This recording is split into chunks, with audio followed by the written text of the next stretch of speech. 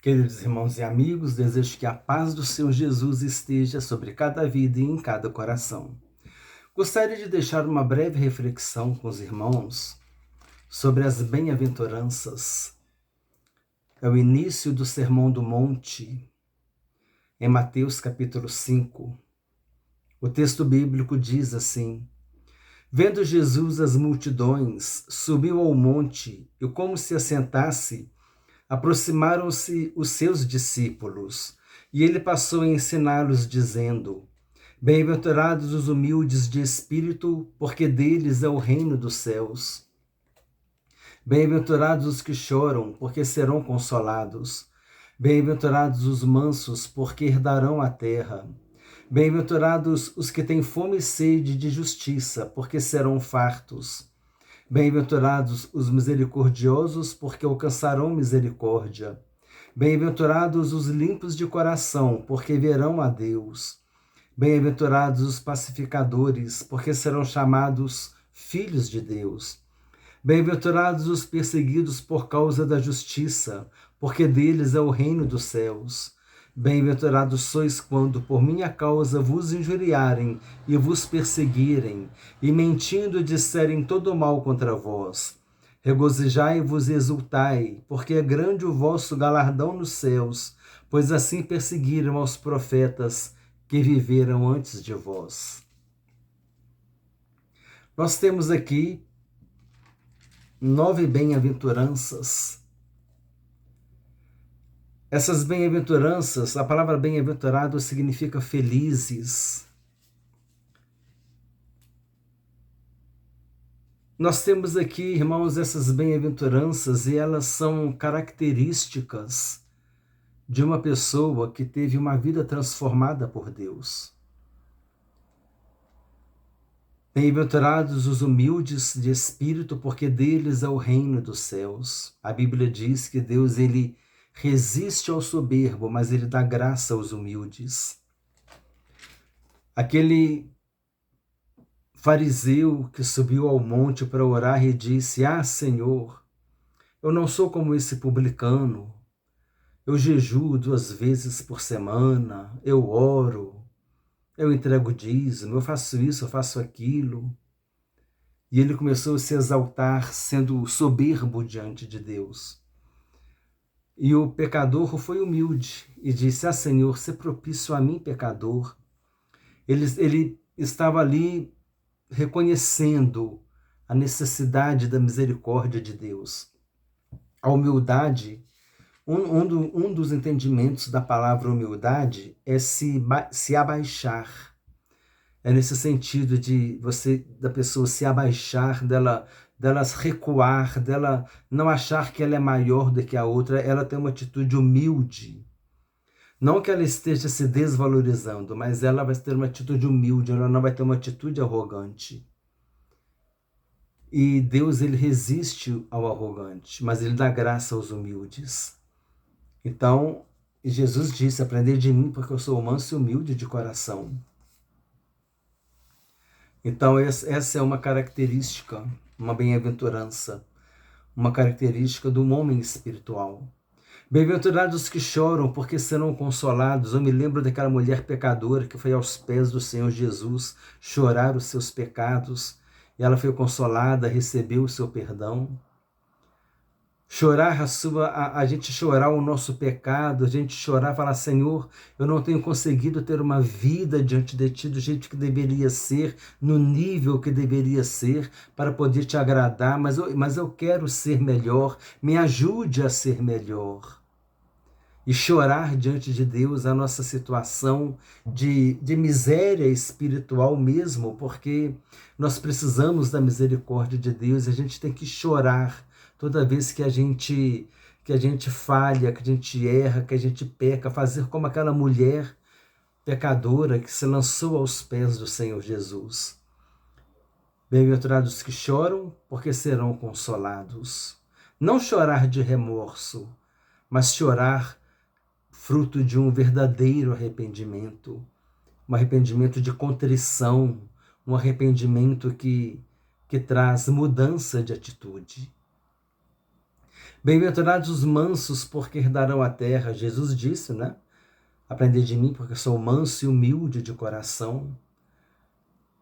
Deus espera que nós sejamos mansos, que a gente seja manso no falar, que a gente seja manso no agir, no lidar com as pessoas, no lidar com a adversidade, no lidar com a provocação.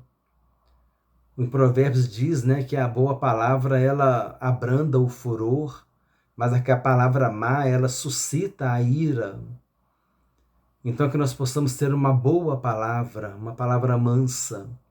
Isso tudo é só pelo Espírito Santo agindo em nossas vidas. Bem-aventurados que têm fome e sede de justiça, porque serão fartos. Aquelas pessoas que têm fome e sede de fazer o que é certo diante de Deus, de fazer aquilo que é justo diante de Deus e dos homens, fazer o que é correto. Precisamos pedir ajuda. Senhor, eu quero fazer o que é correto diante do Senhor e também diante dos homens. Essa é uma característica de um cristão autêntico.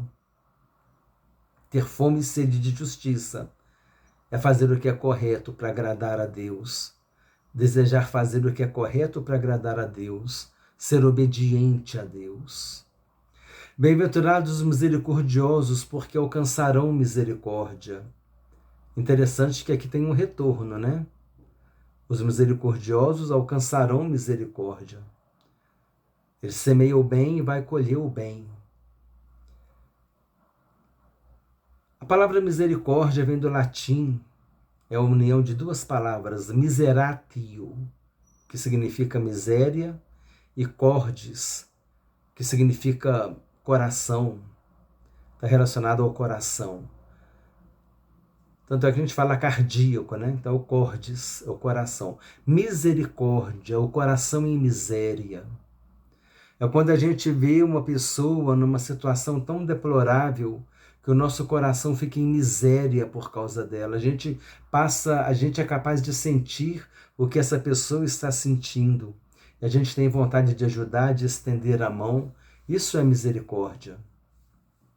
E Deus se agrada da misericórdia. Bem-aventurados os misericordiosos, porque alcançarão misericórdia. A misericórdia é um dever e uma recompensa, porque quem é misericordioso alcançará misericórdia. Para ser misericordioso é preciso ter um coração novo, um coração transformado pelo poder de Deus. Devemos mostrar misericórdia aos necessitados, aos feridos e aos que nos ofendem. Isso só é possível ao homem que tem uma vida transformada por Deus. A palavra misericórdia vem do latim miseratio, que significa miséria, e cordis, coração. Literalmente significa coração compadecido, ou coração que se debruça sobre a miséria alheia. E a virtude, sobre a miséria da outra pessoa, né? É a virtude de ter compaixão e bondade com quem está em miséria. Essa miséria, irmãos, essa situação de penúria, ela pode ser uma miséria material, mas ela pode ser também uma miséria espiritual, pode ser uma miséria relacionada à saúde, situação da miséria que a pessoa está e que ela precisa de ajuda. Então, a gente se compadecer dessa pessoa é ser misericordioso, amém?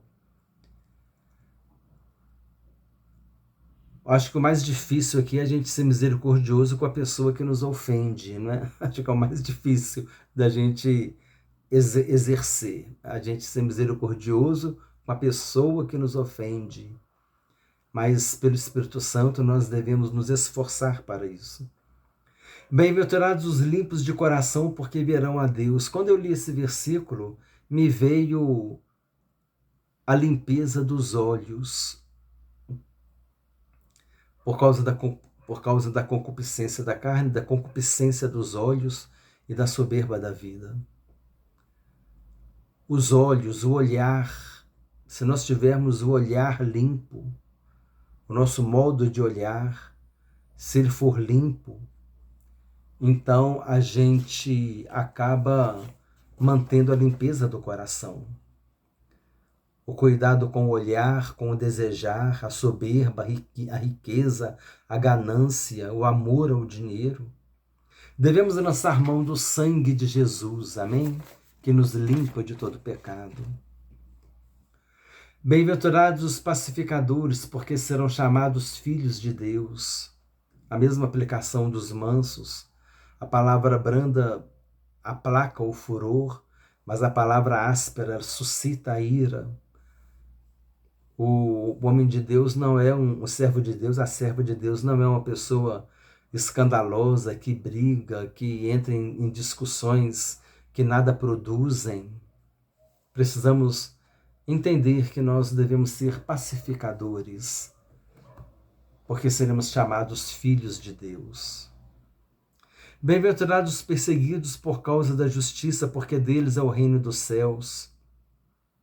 E bem-aventurados sois quando por minha causa vos injuriarem e vos perseguirem, mentindo disserem todo mal contra vós. Regozijai-vos e exultai, porque é grande o vosso galardão nos céus, pois assim perseguiram os profetas que viveram antes de vós.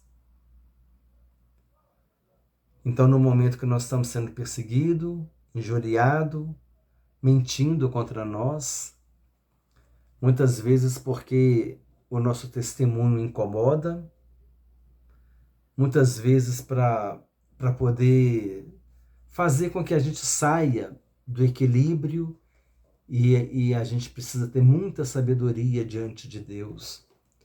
E, no momento certo, a gente ir para o contraditório, né? A pessoa está falando uma coisa, eu não fiz, então você vai para o contraditório e vai apresentar que você não fez aquilo, que você está sendo injustiçado. E Deus, ele vai te honrar. Amém? Vai nos honrar se estivermos nessa situação. Então, irmãos, aqui, essas bem-aventuranças, elas nos apresentam os valores de Deus.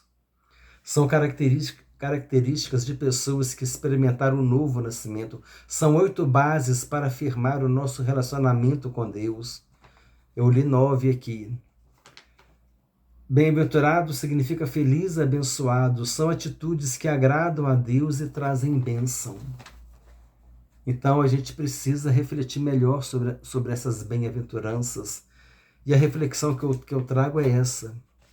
Quais dessas bem-aventuranças estão mais presentes em minha vida?